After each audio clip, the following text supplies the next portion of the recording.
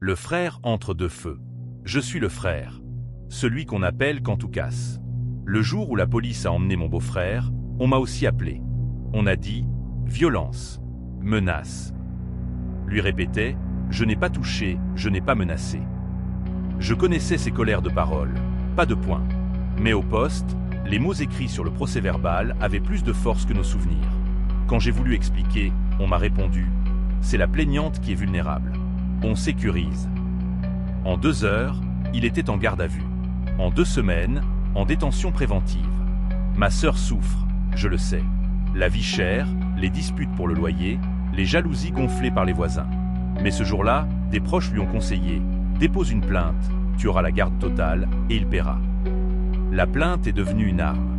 L'homme, un dossier. L'enfant, un enjeu. J'ai voulu être pont. On m'a sommé de choisir un camp.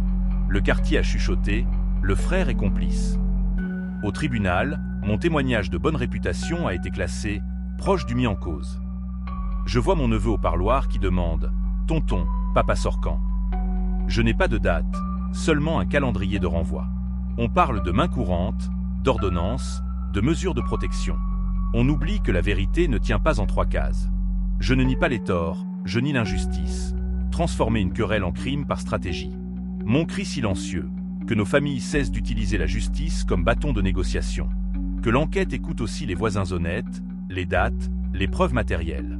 Qu'un homme ne soit pas rayé parce qu'il est plus facile de le ranger en cellule que de réparer un mariage fracturé. Je ne veux pas l'impunité, je veux l'équité. Et que mon neveu retrouve un père en chair, pas une ombre derrière une vitre.